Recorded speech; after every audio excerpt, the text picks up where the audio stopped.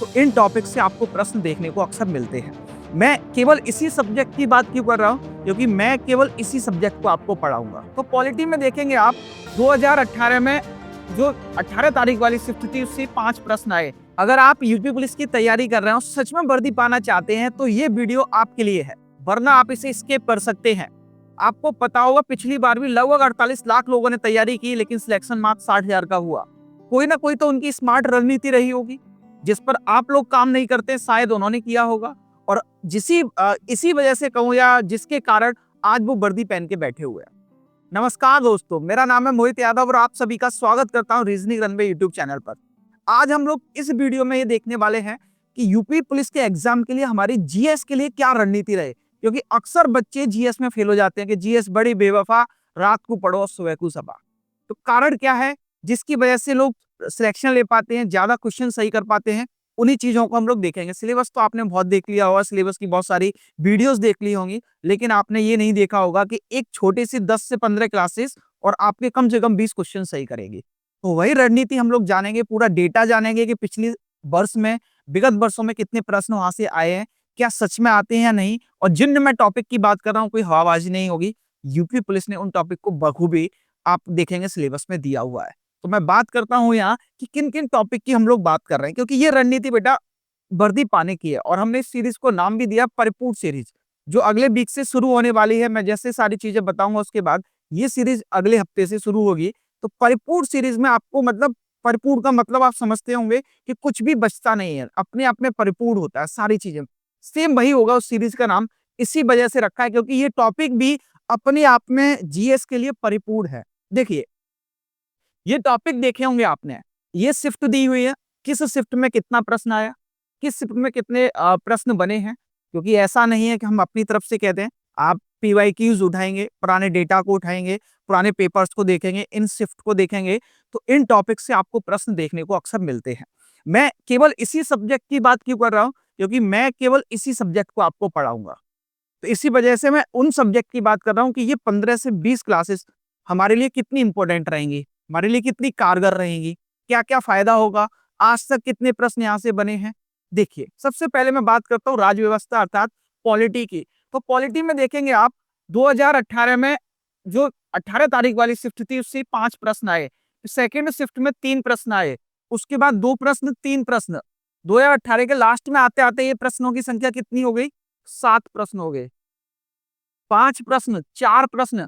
और यहाँ देखें आप 23 अगस्त की बात करो, 23 अगस्त की यानी सारी पांचों शिफ्टों को हमने एक जगह एवरेज लिखा है, क्योंकि बहुत बड़ा ये चार्ट बनने वाला था, तो इसलिए हमने एक एवरेज निकाला। तो वहां भी हमें एवरेज पॉलिटी के 6 प्रश्न देखने को मिलते हैं।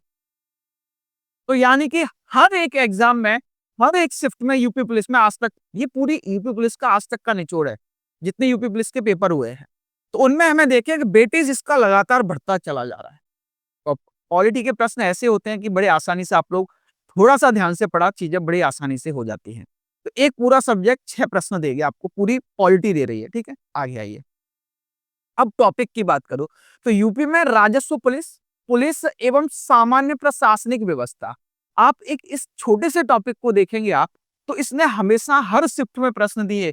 यहाँ देखिए 3 प्रश्न, 2 प्रश्न, 3 प्रश्न, 4 प्रश्न, 3, 2, 2, 3, 4, यानी कि एवरेज 3 से 4 प्रश्न बेटा मुझे यहाँ देखने को मिल गए। और यहाँ मैंने देखा कि 6 से 7 प्रश्न एवरेज मुझे यहाँ देखने को मिल रहा है। यानी कि ये 2 चीजें हमें देखने को मिल गई यहाँ से। ठीक है, एक छोटा सा टॉपिक आपने देखा होगा, पुलिस प्रशासनिक व्यवस्था, लगभग कितने एक्ट हैं, कितनी सारी चीजें हैं, उनसे 3 से 4 प्रश्न बन रहे हैं, छोटा सा टॉपिक।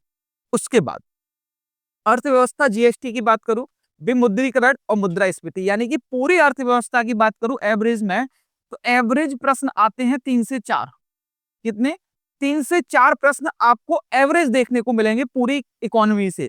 लेकिन आप इन 3 टॉपिक से देखेंगे तो एक प्रश्न, एक प्रश्न और एक प्रश्न, 3 प्रश्न तो आते ही आते हैं। तो ये आपने अक्सर हर शिफ्ट में देखने को मिला होगा कि एक एक क्वेश्चन आपका यहाँ से बना है। और उसके बाद पूरी अर्थव्यवस्था की बात करें हम, तो इसमें करंट को जोड़ देते हैं, बजट वगैरह, तो उससे 1 या 2 प्रश्न आता है। लेकिन ये 3 प्रश्न इतने इंपॉर्टेंट हो गए हमारे लिए कि एक एक प्रश्न हर शिफ्ट में दे रहे हैं। कोई भी यूपी पुलिस का एग्जाम आज तक का आप उठा के देखिए तो आपको बखूबी देखने को मिलेगा कि जीएसटी आया है कि नहीं, विमुद्रीकरण आया है कि नहीं, मुद्रास्फीति आया है कि नहीं, और एक-एक प्रश्न देके गया आपको हर एक शिफ्ट में, आज तक का रिकॉर्ड है। ठीक है? उसके बाद ये टॉपिक देखिए, सोशल मीडिया, मानवाधिकार, साइबर क्राइम, आंतरिक सुरक्षा एवं आतंकवाद, भारत उसके पड़ोसी देशों के बीच संबंध, देश राजधानी मुद्राएं, अनुसंधान खोज। इन सारे 7 से 8 टॉपिक की बात करूं बेटा मैं, तो 7 से 8 प्रश्न ये भी देते ही देते हैं। कभी कोई टॉपिक हो सकता है कि कम हो जाता है, तो कोई ज्यादा हो जाता है, कभी कोई स्किप कर दिया जाता है, तो कभी किसी और टॉपिक से नंबर बढ़ जाता है क्वेश्चंस का। तो 7-8 यहाँ। पुस्तक और लेखक देखिए, 2 प्रश्न हर शिफ्ट में आ रहा है, एवरेज देखेंगे और लास्ट तक आते आते 2 ही है। ठीक है? अब मैं इस सब्जेक्ट को साइड कर देता हूं थोड़ा सा, कि मैं पूरा नहीं पढ़ेंगे हम लोग, क्योंकि पूरा सब्जेक्ट हमें 6 से 7 प्रश्न दे रहा है। मैंने ये पूरी रणनीति आपको बताई, तो लगभग 25 प्रश्न आपके यूपी पुलिस के केवल इन छोटे से सब्जेक्ट से आने वाले हैं। खुद देखिए आप, इतनी जीएस पढ़ेंगे तब वहां से 38 आएंगे, और 25 केवल इतना पढ़ेंगे 15 से 20 क्लास, और वहां से हमें मिलेंगे 25 प्रश्न। बहुत ज्यादा अच्छा होगा। तो जीएस जो बेवफा बता रहे थे आज तक आप, वो बेवफा नहीं रहेगी आपके लिए। तो सेम देखिए, जब 7 से 8 प्रश्न इन टॉपिक से, और इसमें मैं ये और जोड़ दूं +2 बेटा, और ये 3 से 4 प्रश्न इन्हीं 3 टॉपिक के 3 प्रश्न और जोड़ देता हूं मैं आपको, तो कितना हो गया यहाँ, 5 ये और 8 ये, लगभग 13 प्रश्न हो गए आपके। तो 13 से 14 प्रश्न किससे, हमारी 15 क्लासेस से। यानी ये 15 क्लासेस आपके लिए हर एक क्लास एक टॉपिक एक क्लास में कवर करेंगे। उसके साथ साथ हम क्या करेंगे इसमें, कि सबसे पहले तो हम थ्योरी पढ़ेंगे बेटा, और इसके जितने भी पीवाईक्यू आए हैं उन पीवाईक्यू को भी देखेंगे उसी क्लास में, और उसके बाद देखेंगे संभावित प्रश्न, यानी कि एमसीक्यूज, किस तरह के प्रश्न बन सकते हैं उनको भी देखेंगे हम। तो पुराने प्रश्नों को देखेंगे, थ्योरी पढ़ेंगे, और आगे आने वाले प्रश्न जो है उनको भी देखेंगे, किस तरह के प्रश्न बन सकते हैं। यानी एक क्लास एक नंबर देके जा रही होगी आपको। तो अब सोच लीजिए आप, अच्छा आप ये सोच रहे होंगे सर ये टॉपिक अपने घर से तो नहीं उठा के ले आए। भैया मेरे घर से नहीं है। देखिए ये सिलेबस में बाकायदा दिए हुए हैं।